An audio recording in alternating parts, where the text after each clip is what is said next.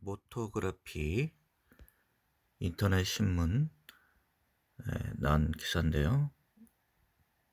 11월 2일 난 기사입니다. 콧대 높은 독일차도 예외 없다. 자본주의가 낳은 특이한 중국차들.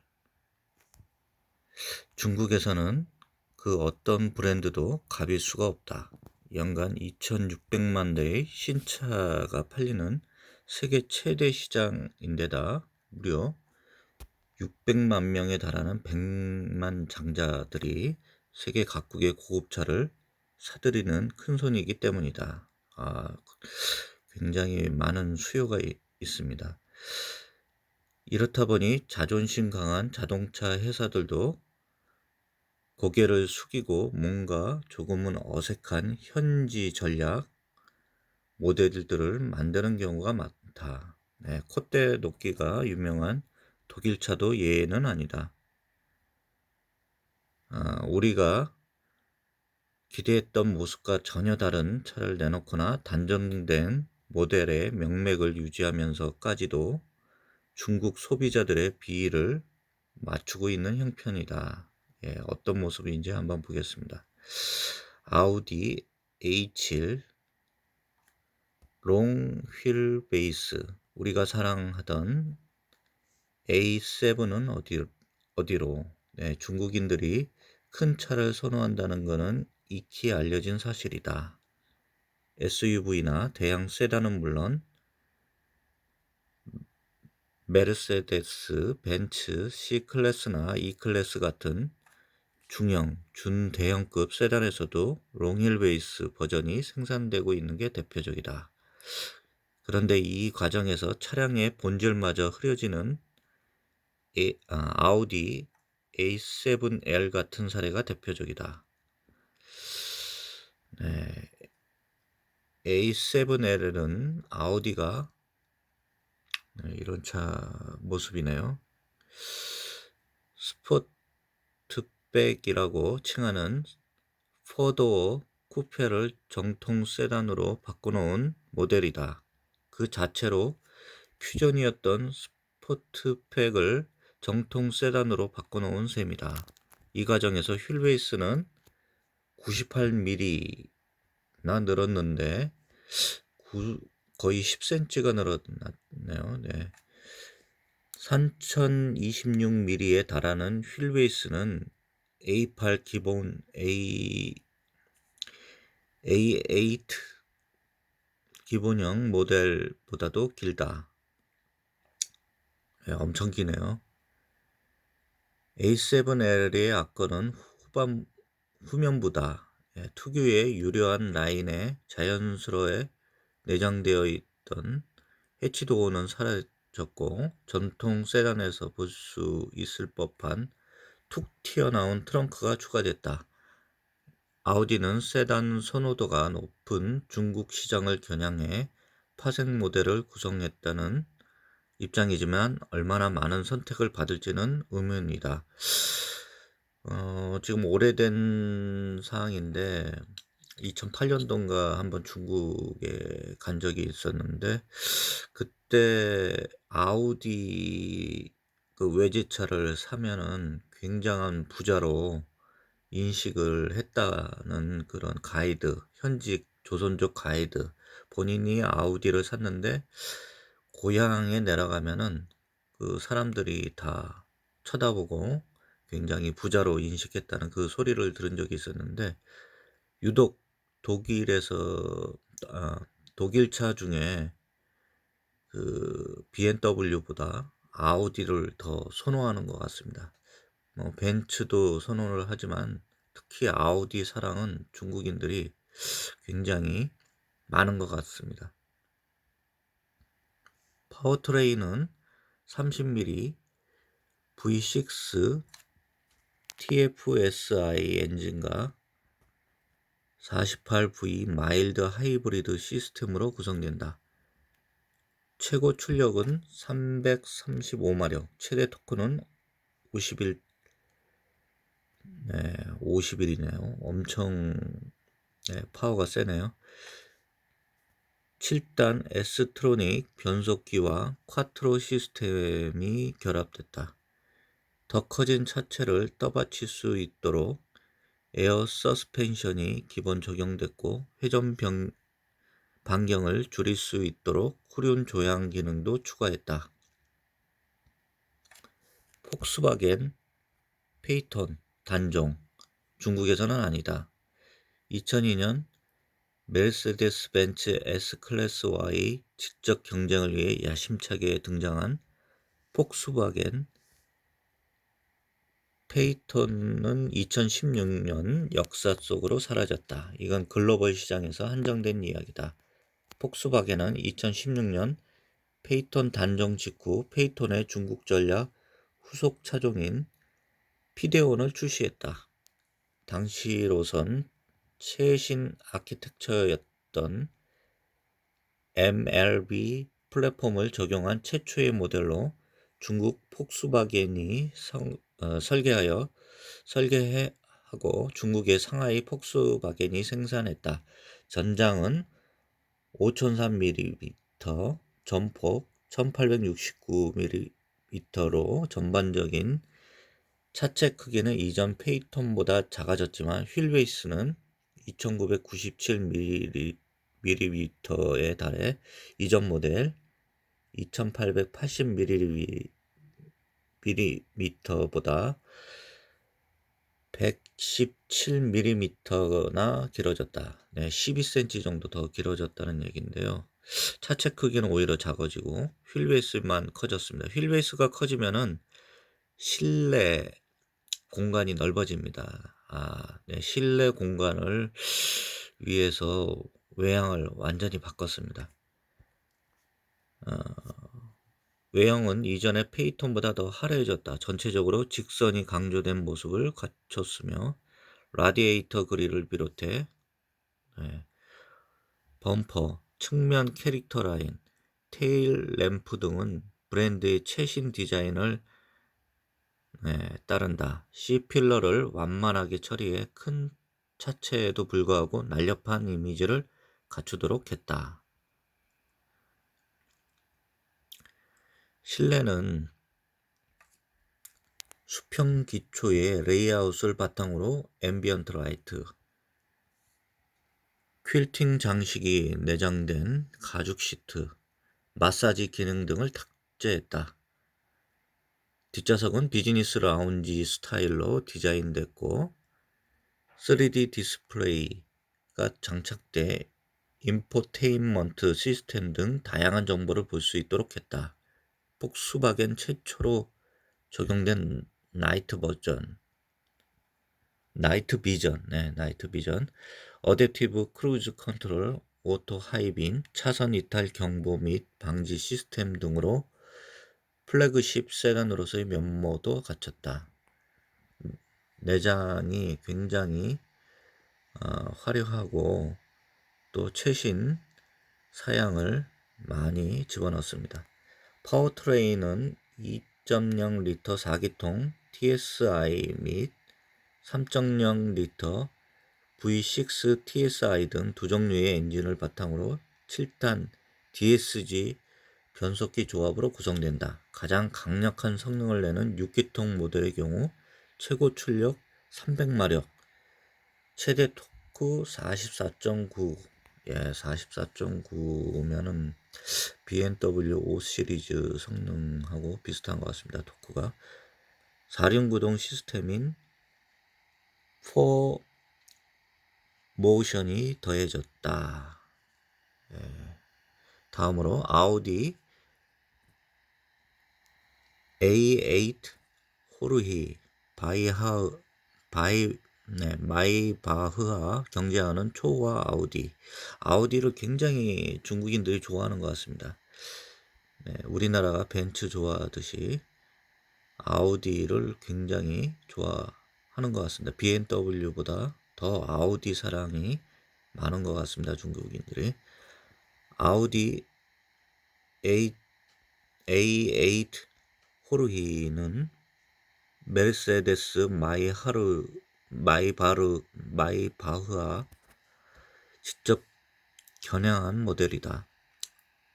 차명에 붙은 호루이는 아우디의 원류가 되었던 4개의 회사 호루이, 아우디, 데카베, 반다러 중 한 곳으로 당시 대형 세단을 중심으로 한 최고급 브랜드로 군림해 왔다. A8 호루이는 이 같은 지향점을 계승해 호화로운 사양을 갖추고 휠베이스를 늘려 2열 거주성을 높였다. 뒷좌석의 거주성을 높였다는 얘기인데요. 네, 굉장히 휠베이스 간격이 넓습니다. 그래서 실내 공간이 굉장히 넓게 이렇게 만들어졌습니다. 전반적인 외형은 A8 페이스리프트 모델을 기반으로 하고 있지만 차체는 더 커졌다. 휠베이스는 A8L보다 130cm나 길어졌고 이를 통해 전장 5450mm, 휠베이스 3258mm를 갖췄다. 마이바흐 S580 전장 5470mm, 휠베이스 3396mm보다는 짧지만 제네시스 G90 전장 5275mm, 휠베이스 3180mm보다 길다. 네, 아주 그 실내가 길게 만들어 놨습니다. 실내는 A8 4인승 버전을 바탕으로 더욱 호화롭게 꾸며졌다. 2열 탑승객을 위한 조작부와 전용 인포테인먼트 디스플레이, 안마 시트, 최고급 가죽, 원목 트림 등이 적용됐고 곳곳에는 아우디 엠블럼 대신 호루이 전용 로고를 더해 특별함을 더했다. 호루이 그 전용 로고를 아우디 로고보다 더 선호하는군요. 예. 고급스러움을 더 내세우는 것 같습니다. 파워트레인은 생각보다 현실적이다. 3.0L V6 TFSI 엔진을 탑재해 최고 출력 340마력, 최대 토크 50을 발휘하고 A8 자동 변속기와 전자식 4륜 시스템 쿼트로가 조합됐다. 덩치만 봐선 W12 엔진을 탑재해야 할 것 같지만 이는 중국 현지의 세금 규제를 피하기 위한 어쩔 수 없는 방법이다. 예, 그럼 또 BMW도 또 바꿔놨나 봅니다. BMW i3는 전기차 아니에요. 예, I자가 붙으면 전기차로 이렇게 판매가 되는데 브랜드 네이밍도 바꾼 것 같습니다. 중국에는 글로벌 시장에서 판매되고 있는 차량들과 이름만 같을 뿐 전혀 다른 차들이 판매되기도 한다. 이런 차로 바뀌었다는데 가장 대표적인 건 올해 초 공개된 BMW i3다. 해치백 형태의 소형 전기차였던 i3는 중국 시장에서 판매되고 있는 3 시리즈 그란 리무진의 전동화 모델로 재탄생했다. 정확한 명칭은 i3 e드라이브 35L. 중국 소비자들의 취향을 고려해 한층 긴 차체를 갖췄고 브랜드의 첨단 사양들을 집약시켰다. 차체도 한층 커졌다. 휠베이스는 기존 3 시리즈 대비 110cm죠. 늘어난 2966mm에 달한다. 단순 수치만 놓고 보면 5 시리즈와 유사한 수준이다. 거의 차이가 없습니다. 한 10cm 차이 정도밖에 안 나네요. 휠베이스를 포함한 전장은 총 162mm 증가한 4800 72mm다. i3는 70.3